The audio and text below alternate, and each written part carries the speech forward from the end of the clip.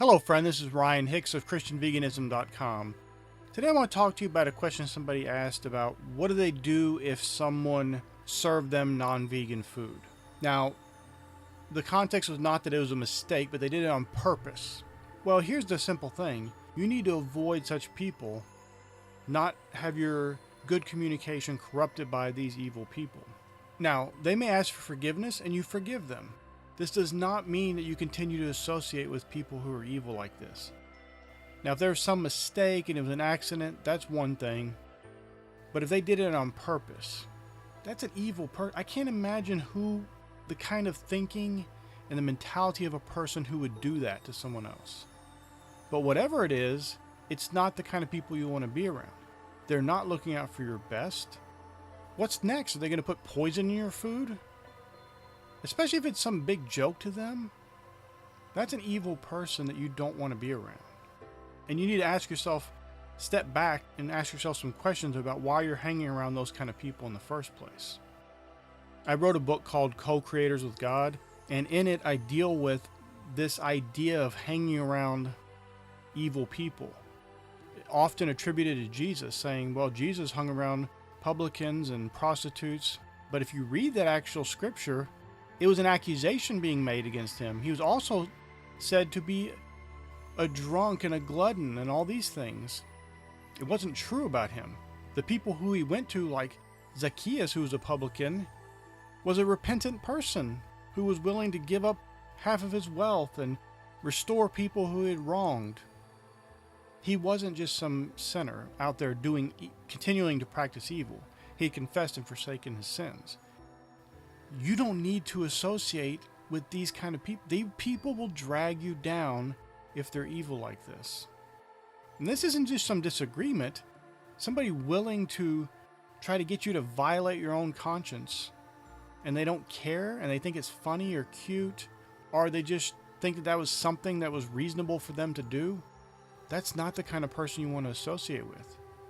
They do not have your best interest at heart, and who knows what's next in their depravity against you.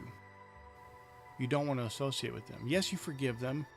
You don't go around telling everybody about it and complaining and making them look bad. You just get away from them and you stop. You stop associating with those kind of people.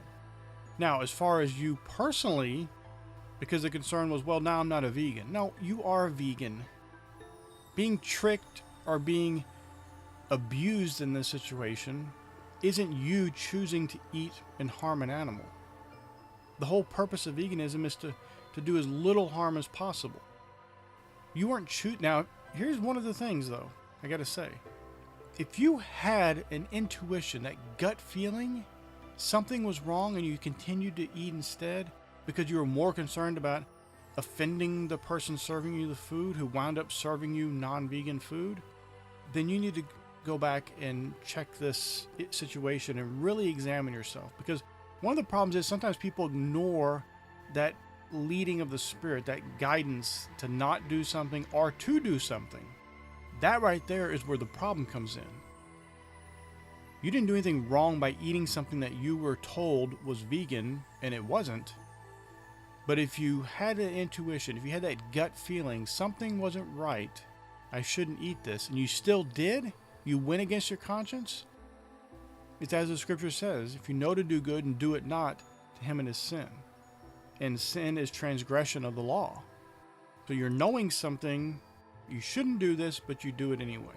Or you're knowing something you should do it, but you don't do it. So that is something you need to ask yourself. But as far as being tricked or someone put something in your food that wasn't vegan when they told you it was vegan, that's not on you. You just keep going through life. You are a vegan. You're not choosing to eat animals. You're not choosing to harm animals. You're trying to do the least amount of harm possible. Move on. Don't beat yourself up over someone else's sin. You didn't sin, and like I said, unless you knew there was that kind of gut feeling something was wrong and you went against it, which most people do, unfortunately. I think people really underestimate how much guidance they have in life because they instantly shut those things down and say, well, that's just me, or I'm just being paranoid, or whatever they do to talk themselves out of the leading and guidance of the Spirit. But you need to follow that and be wise. So my friend, I pray this was a blessing for you. And you may have other questions. And if you do, I wrote a book called Why Every Christian Should Be a Vegan. It is over 400 pages, in depth, explaining all the verses, the common verses that people use about fish and this and animal sacrifice and all these things. And people try to understand from a Christian perspective and a vegan perspective. It's all explained in this, and you'll learn why you need to be a vegan if you're a Christian. Why it is the only way that's lined up with following Jesus, the only way that it aligns with following God.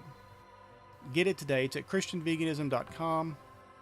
It'll be a blessing for you. May God bless you richly.